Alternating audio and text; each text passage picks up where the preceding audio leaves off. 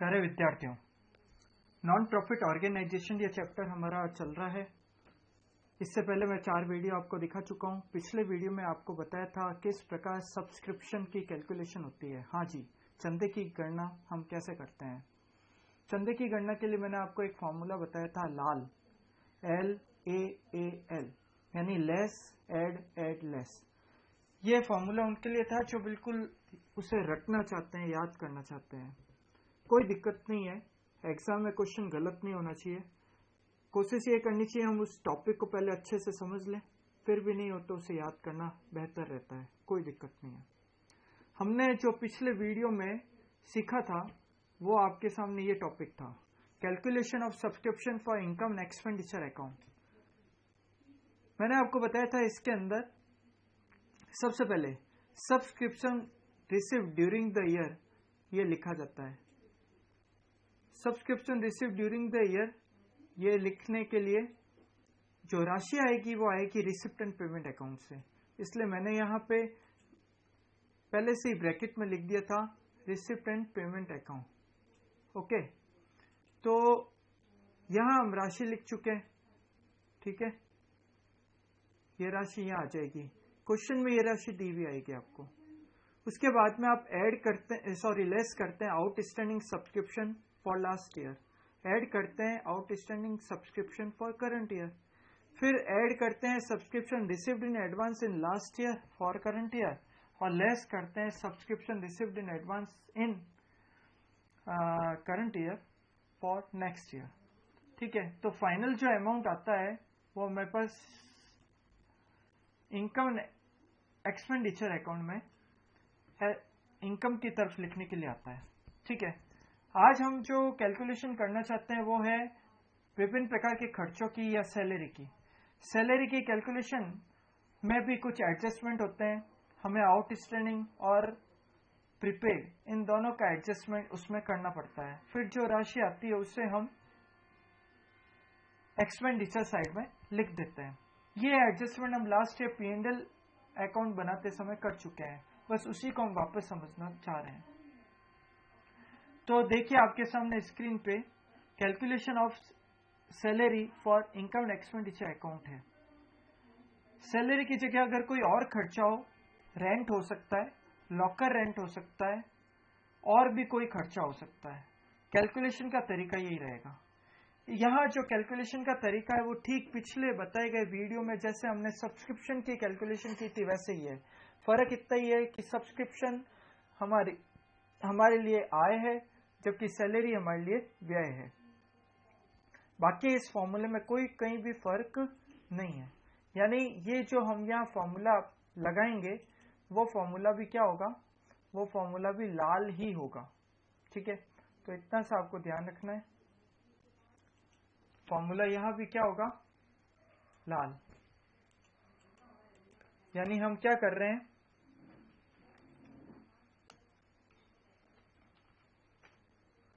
पहले लेस कर रहे हैं, फिर ऐड कर रहे हैं, फिर ऐड कर रहे हैं, फिर लेस कर रहे हैं। राशि सारी वही है। सबसे पहले जो राशि लिखी जाएगी वो है salaries paid during the year, यानी वर्ष भर में आपने जितनी सैलरी चुकाई है वो लिख दीजिए।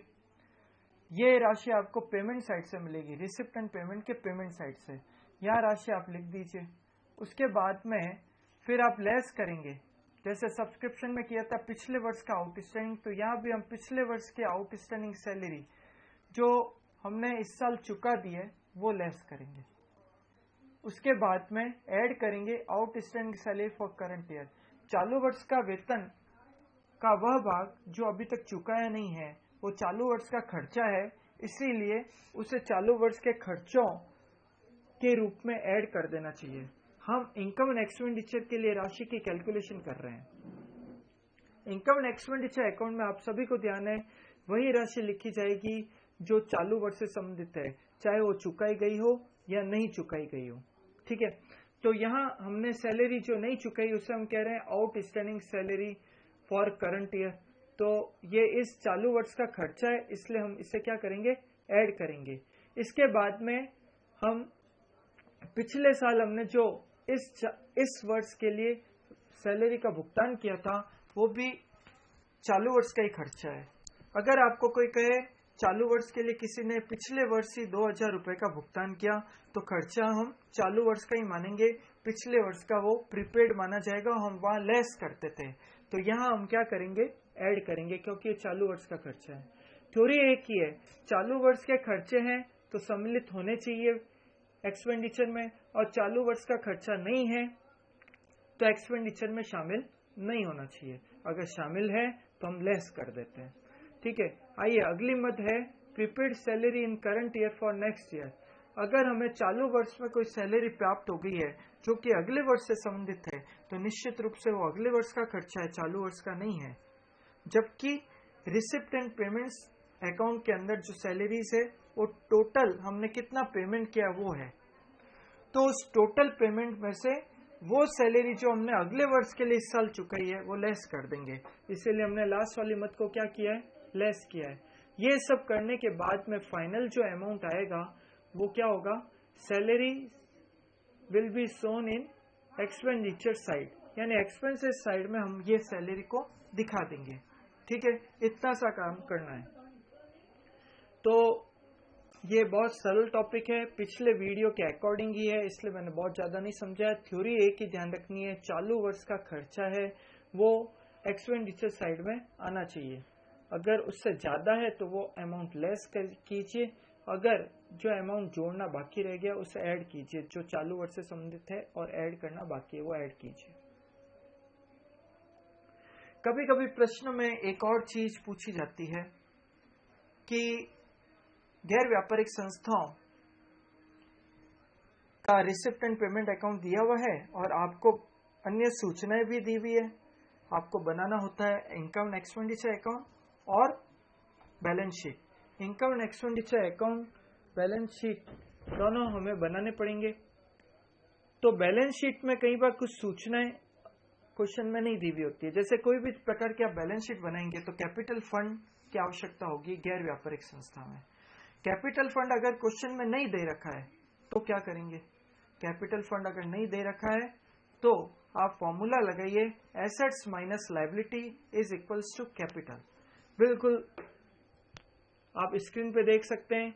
अगर आपको चिट्ठा बनाने का है वर्ष के अंत का, तो प्रश्न में आपको प्रारंभिक पूंजी कोष दिया हुआ होगा। अगर प्रश्न में आपको ओपनिंग कैपिटल फंड नहीं दिया हुआ हो, प्रारंभिक पूंजी कोष नहीं दिया हुआ हो, तो पहले आप उसे ज्ञात कीजिए। ज्ञात करने के बाद में ही आप वर्ष के अंत का चिट्ठा बना पाएंगे। तो प्रारंभ की पूंजी कोष ज्ञात करने के लिए आपको क्या करना पड़ेगा, प्रारंभ की संपत्तियों में से प्रारंभ के दायित्वों को घटाना पड़ेगा। इसे हम इस प्रकार भी ज्ञात कर सकते हैं। आपने बैलेंस शीट बनाना सीखा है, लेकिन यहाँ हम अज्ञात मत को ज्ञात कर रहे हैं। इसके लिए हम क्या करेंगे, बैलेंस शीट की जगह क्या बनाएंगे, स्टेटमेंट ऑफ अफेयर्स। ठीक है, हमें स्टेटमेंट ऑफ अफेयर्स बनाना पड़ेगा। ठीक है, वो बैलेंस शीट के समान ही है तो हम बना सकते हैं। स्टेटमेंट ऑफ अफेयर्स के अंदर एक तरफ सारी संपत्तियां लिखी जाएगी, एक तरफ सारे दायित्व लिखे जाएंगे, और अंत में दोनों पक्षों का योग लगाकर अंतर निकाला जाएगा, डिफरेंस। ये जो डिफरेंस की राशि है यही कैपिटल फंड होगी। ठीक है, तो प्रारंभिक पूंजी कोष निकालना बहुत आसान है। आप प्रारंभिक पूंजी जैसे निकालते थे वैसे ही प्रारंभिक पूंजी कोष आपको निकालना है। ठीक है, इतना सरल सा काम है। ठीक है, अब हम आपको लिए चलते हैं आपकी बुक के क्वेश्चन नंबर 5, 8 और 12। ये तीनों लघुत्रात्मक प्रश्न है, पाठ्य पुस्तक राजस्थान बोर्ड की है, आप सभी को ध्यान है। ठीक है, तो इसको हम आपको समझाने के लिए लिए चलते हैं।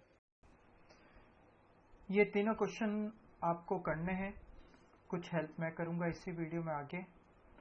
तो आप ये क्वेश्चन एक बार उतार लीजिए, मैं केवल आपको कुछ सेकंड के लिए ये क्वेश्चंस दिखा पा रहा हूँ। आप स्क्रीन को पॉज करके इन क्वेश्चन को उतार लीजिए। यह लघुत्रात्मक का 5वां क्वेश्चन है। इसके बाद में लघुत्रात्मक का 8वां क्वेश्चन भी हम करेंगे। लघुत्रात्मक का 5वां क्वेश्चन तो था इनकम से रिलेटेड, ये 8वां क्वेश्चन है खर्चे से रिलेटेड। ठीक है, ये भी आप अपनी कॉपी में पहले लिख लीजिए ताकि वीडियो में आगे जो सॉल्यूशन करवाऊं तो आप इसको समझ सकें। इसके बाद मैं आपको करवाऊंगा लघुत्रात्मक का क्वेश्चन नंबर 12। जी हाँ, शॉर्ट आंसर टाइप क्वेश्चन है। इसके अंदर आपको ओपनिंग कैपिटल फंड की कैलकुलेशन करनी है। ठीक है, यहाँ तक कोई दिक्कत आपको आएगी नहीं। ये क्वेश्चन आप पहले उतार लेंगे तो आपको इसको करने में आसानी